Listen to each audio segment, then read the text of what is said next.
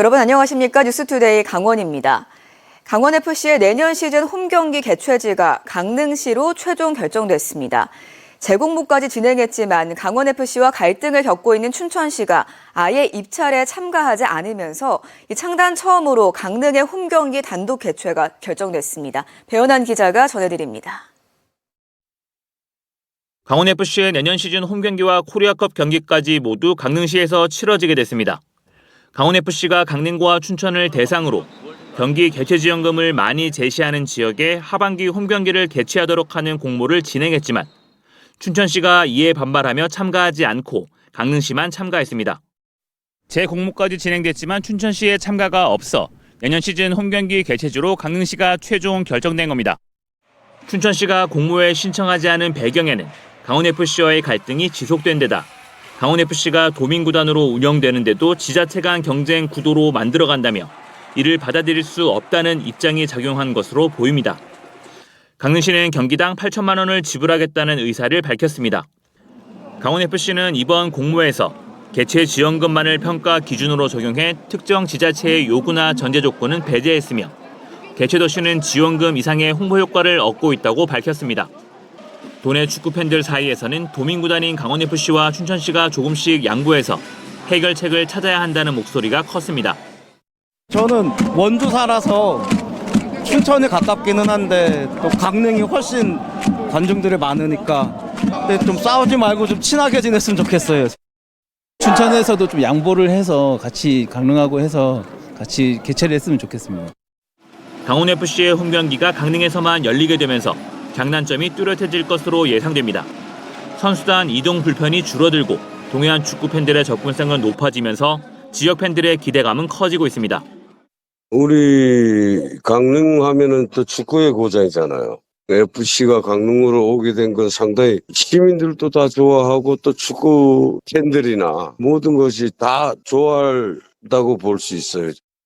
하지만 영서 지역 축구 팬들은 강원FC 경기 관람이 쉽지 않을 전망이어서 강원FC와 춘천시의 갈등 해결 문제가 과제로 남게 됐습니다. MBC 뉴스 배현환입니다. 카페에서 쓰고 버리던 일회용컵 대신 춘천에서는 다회용컵 사용이 조금씩 늘고 있는데요. 환경 보호에 도움이 되지만 홍보 부족이 걸림돌로 작용하고 있습니다. 나금동 기자가 취재했습니다. 춘천의 한 카페. 일회용 컵이 아닌 단단한 다회용 컵에 음료가 제공됩니다. 매장 밖에서도 사용할 수 있습니다. 이게 일단 일회용이 아니고 다회용 컵이라고 들어서 이제 환경에 도움이 될까 해서 사용을 하고 있고요. 춘천 시립도서관 카페 테이블에도 다회용 컵이 놓여 있습니다. 춘천시가 운영하는 다회용 컵인 이컵입니다. 한 잔에 300원의 탄소 중립 포인트가 적립됩니다. 컵을 반납할 때는 이렇게 컵 아랫면에 있는 QR코드만 스캔하면 됩니다.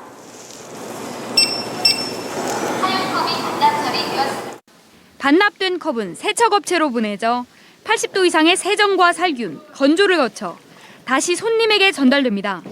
세척 기물에 70도 이상으로 소독 살균되고 있습니다. 안심하고 사용하셨으면 좋겠습니다. 업주가 부담하는 비용은 컵 한 개에 50원으로 일회용 컵 사용보다 저렴합니다. 하지만 반납할 수 있는 제휴 매장은 아직 29곳에 불과합니다. 쓰고 다시 반납해야 된다는 게 제일 번거로워서. 홍보 부족도 걸림돌입니다. 설거지하고 이제 건조 부분이 생략되니까 그런 부분도 많이 편했습니다. 쓰시는 분이 몇 분 안 되세요. 좀 홍보가 돼서 좀 많은 분들이 이용하면 좋겠습니다. 그래도 불편을 감수하고 사용하는 시민들 덕에 지난해 5만 2천 개 사용된 춘천 이컵은 올해 상반기에만 벌써 6만 3천 개를 넘었습니다. 지금은 잘 안 보이지만은 환경을 위한 것은 사실 미래에 대한 일이거든요. 추경도 예산을 수립하면서 세척비 지원을 하고 있는데요. 도내에서는 강원도청을 비롯해 원주, 강릉, 속초, 양구 등에서도 다회용 컵 제도를 운영하고 있지만 아직은 초기 단계입니다. MBC 뉴스 나금동입니다. 원주 아카데미 극장 철거 반대 운동을 하다 업무 방해로 재판에 넘겨진 시민 모두에게 무죄가 선고됐다는 소식 전해드렸는데요. 판결문에는 아카데미 극장 철거를 일방적으로 결정하고 강행한 원주시의 위법적 행정이 고스란히 담겨 있었습니다. 권기만 기자가 취재했습니다. 재판부는 선고 공판에서 아카데미 극장의 보존 사업과 철거 과정을 설명하는 데 많은 시간을 할애했습니다. 국내 유일의 원형이 보존된 대형 단관극장의 역사부터 시민 주도의 극장 보존 활동, 국도비 확보 사실 등을 나열했고 원광수 시장 취임 이후 철거 사업으로 전환돼 추진된 위법적 행정 절차도 자세히 기술했습니다. 조례에서 마련한 별지 양식에도 존재하지 않는 주민등록번호와 등록기준지 기재를 요구하며 시정정책토론 청구를 반려했다. 외부 전문가 없이 공무원들로만 구성된 시정조정위원회 의결을 근거로 내세우며 철거 방침을 공식화했고 부득이한 사유가 있었는지 불분명한 상황에서 서면으로 공유재산심의위원회를 개최하는 등 여러 절차적 위법 논란이 제기됐다고 적었습니다.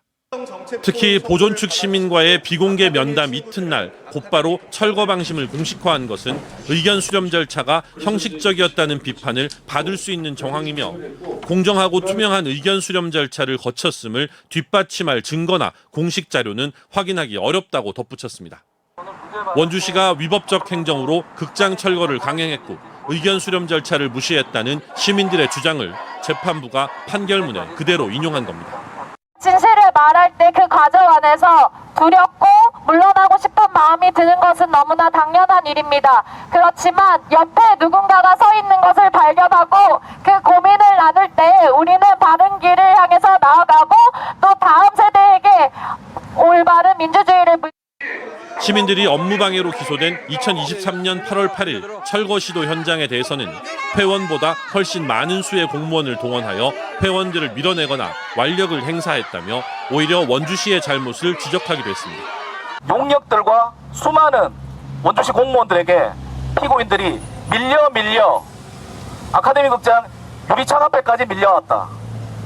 그럼에도 계속 용역들과 공무원들이 밀어내니까 아까 비명을 지르는 가운데 유리창이 쩍쩍 갈라지는 소리까지 날 정도로 위험했다. 이게 원주시 공무원들이 한 짓입니다. 이게.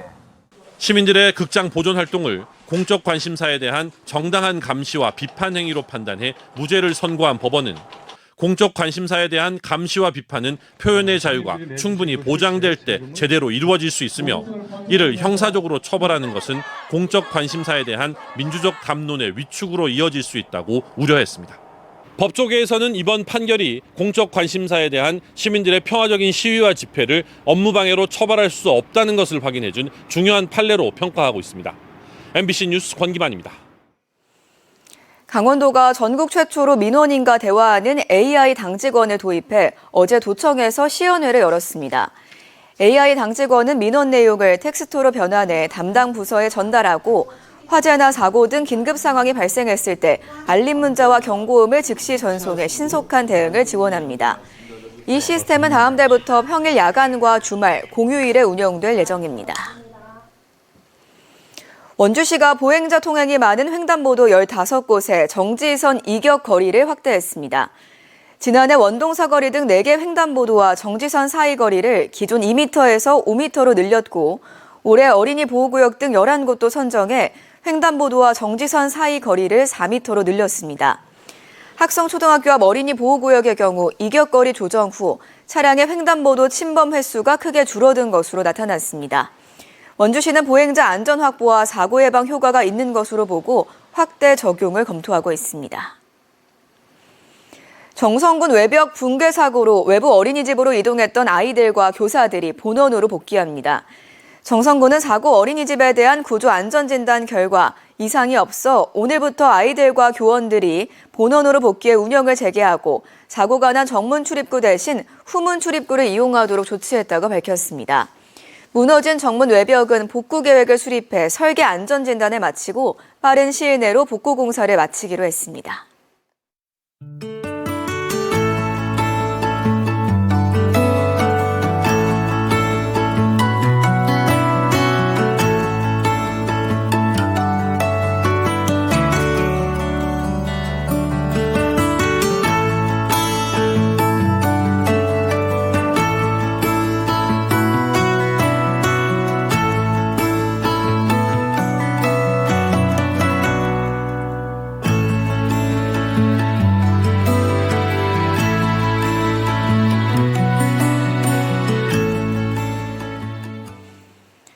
강원도가 지난 1일 이뤄진 강원연구원 승진 인사 논란과 관련해 관리 감독 기관으로서 사실관계 파악에 나섭니다. 감독부서인 기획조정실 정책개발팀이 지난주 현장 점검을 마쳤고 그 결과를 토대로 오늘 도 감사위원회에 특정감사를 의뢰합니다. 더불어민주당 소속 도의원들은 강원연구원의 승진 인사를 둘러싼 특혜 논란이 거세지고 있다고 주장하면서 도지사가 특정감사와 원장 직무 배제를 지시할 것을 요구했습니다. 강릉시가 이달부터 연곡천 하구 일대에서 대대적인 연안 정비 사업을 추진합니다. 강릉시는 국비 129억 원 등 모두 184억 원을 들여 연곡면 영진리 연곡천 하구 일대에 도류제를 설치하고 깎여나간 백사장에 모래를 채우는 양빈을 실시할 계획입니다. 강릉시는 이번 사업으로 영진안 퇴적을 막아 어선들의 위험을 줄이고 인근 해수욕장의 침식을 방지할 것으로 기대하고 있습니다. 동해시가 전천 일대 융복합 관광시설을 조성합니다. 먼저 오는 2026년까지 도비를 포함해 20억여 원을 들여 전천나루 카페를 철거한 뒤 주변 폐철교 부분과 연계해 기차를 형상화한 시설을 새로 만들고 수변공원도 조성하는 등 부평 5일장에 방문한 관광객이 들릴 수 있는 시설로 변모시킨다는 계획입니다. 이와 함께 동해시는 전천나루 카페 앞 유휴부지에 가족 단위로 참여가 가능한 9홀 규모의 미니 골프장 조성 사업도 오는 10월 준공을 목표로 진행할 방침입니다. 원주에 상주하는 국립청년극단이 단원 모집을 시작으로 본격적인 운영 준비에 들어갔습니다. 국립청년극단은 19세 이상 39세 이하, 프로모델 경력 3년 이상의 청년 예술인 20명을 선발해 연습을 마치고 내년 1월부터는 지역 순회 공연에 나설 계획입니다. 단원 모집 기간은 오는 18일 오후 6시까지로 원주시나 강원도 출신을 우대합니다. 춘천시가 민생회복 소비 쿠폰 지급일인 지난달 21일을 기준으로 지역 상권의 일주간 매출 변화를 조사한 결과 매출이 오른 것으로 집계됐습니다. 중앙시장을 비롯한 전통시장 8곳과 명동 등 상점가 10곳, 착한 가격업소 31곳에서 매출이 모두 15%에서 20%까지 늘었습니다. 사용처별로는 음식점이 가장 많았고 편의점과 패션 뷰티, 학원, 병원, 약국 등이 그 뒤를 이었습니다. 지난해 개장한 속초 영랑호 맨발 황토길이 큰 호응을 얻은 데 이어 올해는 청초 유원지 맨발 걷기길이 준공됐습니다. 속초시는 기존 청초 유원지 산책길 267m 구간을 건식 황토로 70m를 천연광물 저군모로 포장해 337m의 순환형 맨발 걷기길을 완성했습니다. 청초 유원지 맨발 걷기길 황토길은 비 또는 태풍 예보가 있을 때는 안전을 위해 임시 폐장되며 권장 이용 시간은 오전 9시부터 오후 6시까지입니다. 삼척시가 저소득층의 난방비 부담을 줄이기 위해 연탄 보일러 설치비를 지원합니다. 지원 대상은 가정 난방용으로 연탄 보일러를 새로 설치하거나 교체하는 가구로 최근 3년간 동일한 지원을 받지 않은 삼척 시민 가운데 저소득층이어야 합니다. 선정 가구에는 34만 원의 보조금이 지원되며 연탄 보일러 설치비가 34만 원에 못 미치면 실비를 지급합니다. 이상으로 강원 뉴스 마칩니다. 고맙습니다.